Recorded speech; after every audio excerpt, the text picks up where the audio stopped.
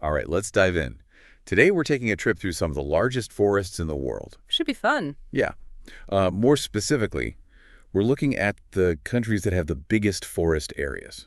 Okay. We're going to be using an article called 10 Countries with Largest Forest Area 10, most today. That's good. And just a heads up, you guys are going to hear some really big numbers today.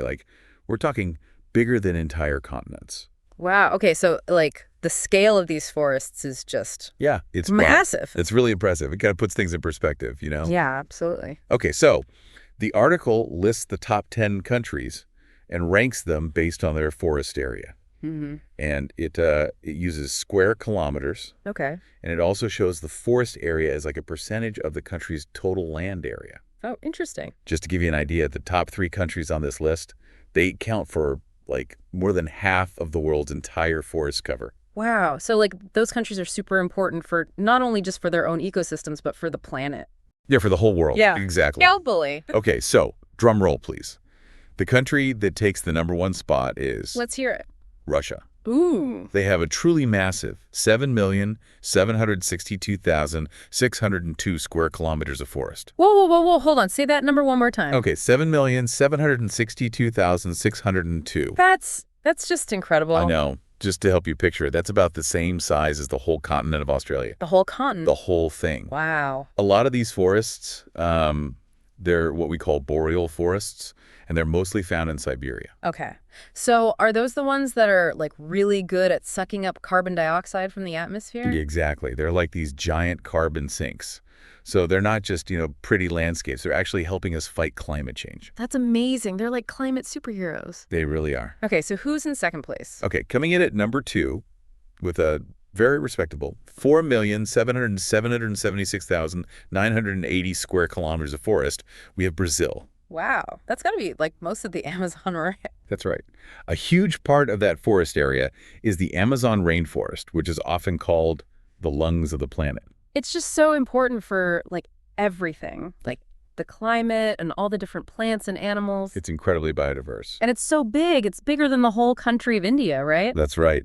Wow, that's hard to even imagine. And in third place, with 3,101,340 square kilometers of forest, is Canada.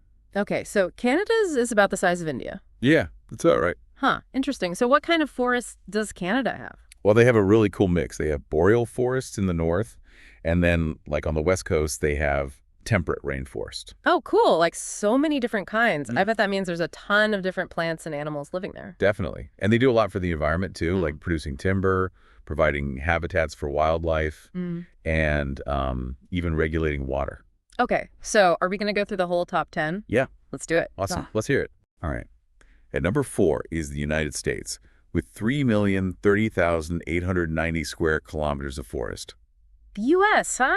I always think of those amazing redwood forests when I think of American forests, like those giant trees. Oh, yeah. They're so impressive. And some of them are, super old. Centuries old, right? Imagine all the things they've... Okay, so #5 on the list is China, with 1,821,000 square kilometers of forest. But here's the thing. What is it? Even though they have a lot of forest, they actually have the smallest percentage of forest cover out of all the top 10 countries. Oh, interesting. So it's not just about how much forest a country has in total. It's also about, how much of their land is covered in forest. Exactly. Makes sense. Okay, now for #6, we've got Australia, which has 1,470,832 square kilometers of forest. Australia. Okay, so what are their forests like? They're super diverse. They've got everything from eucalyptus woodlands to the Adelaide Hills Forest Range, which has all these really rare plants and animals that you can't find anywhere else. Wow, so unique. Okay, at #7 is the Democratic Republic of Congo.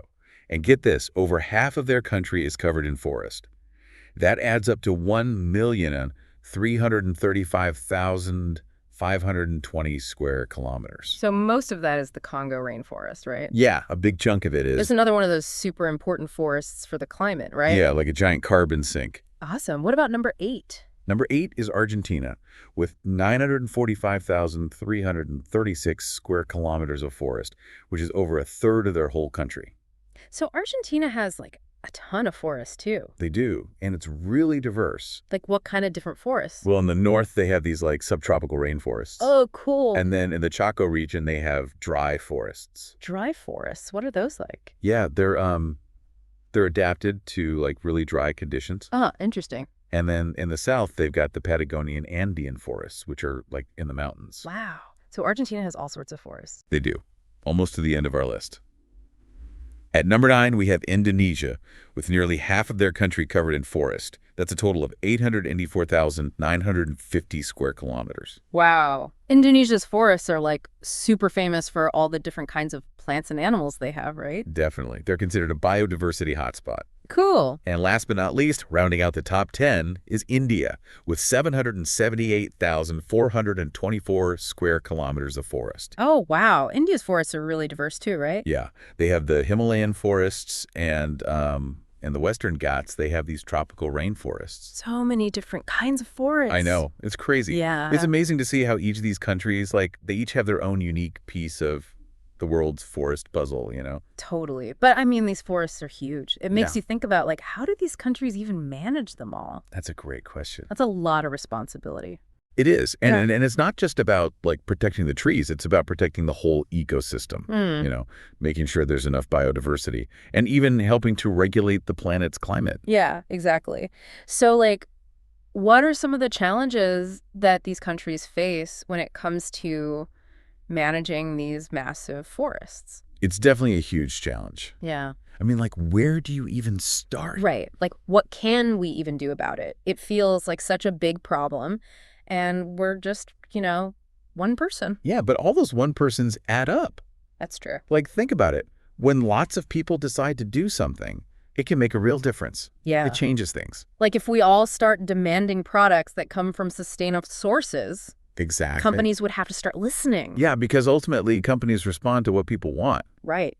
So I think being aware of where the stuff we buy comes from, that's like a really good first step. Okay, so, like, being a more conscious consumer. Yeah, exactly. Like, when you're at the store, look for products that have that Forest Stewardship Council label on them, the FSC label. Okay. It's usually on wood and paper products. Gotcha. And that label, it means that those products came from forests that are managed responsibly. So by buying those products, we're kind of like supporting the good guys. Yeah, exactly. Like, you're voting with your wallet. I like that. Voting with our wallet. Yeah. And, we can also try to just use less stuff in general, right? Oh, definitely. Like, reducing our consumption. Yeah. Do I really need to print out that email? Probably not. Right. Maybe there's a digital option. I'm definitely guilty of using way too much paper. It's the little things, but all those little things, they add up. They do. And they can make a big difference. Okay, so we've got being more conscious consumers, reducing our consumption. But what about, like, those organizations that are actively working to protect forests? Yeah, Can we, like, help them out directly? absolutely. There are so many great organizations out there doing amazing work. They plant trees, they fight deforestation, they try to get governments to make stronger laws to protect the environment.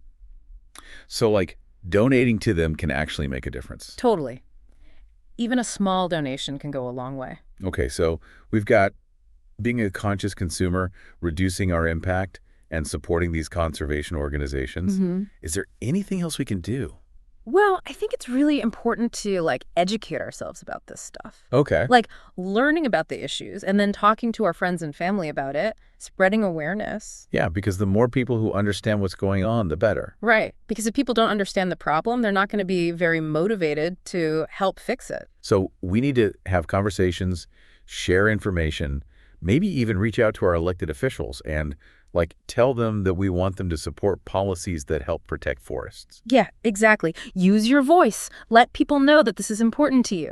Okay, so we've talked about what individuals can do, but what about, like, the big picture? What are governments doing, and how can countries work together to tackle this global problem? Well, one really important thing is strengthening international agreements and collaborations. Okay. Like, there's this initiative called REDD+1, which stands for Reducing Emissions from Deforestation and Forest Degradation. Okay, what's that? It's basically a way to give developing countries financial incentives to keep their forests intact. Oh, interesting. So it's like recognizing that those forests are valuable not just for the country they're in, but for the whole world. I like that. Yeah. And then there's also the issue of illegal logging and mining, which, are big problems in lots of places. Yeah. So governments need to make stricter rules and do a better job of enforcing those rules to stop that from happening. That makes sense. It sounds like there's a lot going on, like a lot of different moving pieces. It is. It's complicated. Yeah. But there are lots of smart people who are working hard to protect these forests. That's good to hear. Yeah, and I think it's important to remember that we can all play a role in this, even if it's just making small changes in our own lives. Right, like being more mindful about what we buy, using our voices to advocate for change, or, donating to those organizations that are working to protect forests. Exactly. Every little bit helps. Thinking back to that list of the top 10 countries with the largest forest areas, it really highlights how interconnected we all are. Yeah, for sure. Like each country might have its own specific problems, but ultimately, we all share this planet, and what happens in one part of the world affects everyone else. That's a really good point. We need to think about this globally, not just locally. Exactly. It's not just about Russia's forests or Brazil's forests. It's about recognizing that all forests are part of this global ecosystem that keeps us all alive. Yeah, it's all connected. It is. It's pretty amazing how much we've learned about forests today. Yeah, it's been a really interesting deep dive. I know. We've traveled all over the world just from talking about these forests. It's like we took a virtual tour. Yeah. And we've learned about all the challenges they're facing. Yeah, and the solutions. Yeah, it's a lot to think about. But before we wrap things up, I'd love to hear what really stood out to you the most from all of this. I think for me, it was just how different all these forests are. Yeah. You have these massive redwood forests in California, and then you have the lush rainforests in the Amazon and the Congo. Yeah. And they're all so unique and important. It's true. When we first started talking about this, I was mostly focused on just the size of these forests. Yeah, the sheer scale of them. But as we kept learning more, it became clear that it's not just about how many trees there are. It's about what these forests actually do for the planet. Exactly. It's about the quality, not just the quantity. And that's what makes protecting them so important, right? Absolutely. Yeah. I mean, we talked about all those benefits they provide, like biodiversity, carbon storage. They help regulate water cycles, prevent soil erosion. It's like they're doing all this important work behind the scenes. Yeah, and we don't even realize it. And that's why deforestation is such a big problem. Yeah, because it's not just about losing trees. It's about disrupting those systems that keep our planet healthy. Right. And that's something we need to be really careful about. It's a reminder that we have to be responsible. Making sure we're buying products from sustainable sources, trying to reduce our own impact on the environment. Yeah, supporting organizations that are working to protect forests. Yeah, it all makes a difference. It does. One of the most encouraging things we talked about today was that there are actual solutions out there. Yeah. There's hope. We discussed sustainable forest management, reforestation efforts, initiatives like REDD+. And the importance of countries working together. Exactly. So it's not all doom and gloom. No. There are people out there who are dedicated to protecting these forests. Yeah. And that's really inspiring. Yeah, for sure. And it's important to remember that everyone can play a part. Even if it's just something small. Like choosing a product with the FSC label or donating to a conservation organization. Right. Every little bit helps. Oh, it really does. Doing this deep dive has really changed how I think about forests. Oh, yeah. How so? Well, I used to think of them as just these places to go hiking and camping, to enjoy nature. Yeah. But now I see them as these vital parts of our planet that we need to protect. It's a whole new perspective, right? Yeah, it is. And that's what's so great about learning new things. It opens your eyes to things you never thought about before. Exactly. Well, I think it's time for us to wrap up this deep dive. Sounds good. It's been an amazing journey exploring all these different forests around the world. Yeah, I hope our listeners have enjoyed it too. Me too. And I hope they've learned something new. Definitely. But before we say goodbye, I want to leave everyone with one last thought. Okay, let's hear it. We've seen how important forests are and how our actions can affect them. Yeah. So I want you to think about this. What do we want our legacy to be when it comes to forests? That's a good question. Do we want to be the generation that let them disappear? Or do we want to be the generation that protected them for future generations? It's a choice we all have to make. It is. And it's a choice that will have a lasting impact on our planet. So let's choose wisely. Well said. And on that note, I think it's time to say goodbye. Thanks for joining us on this deep dive into the world's forests. Until next time.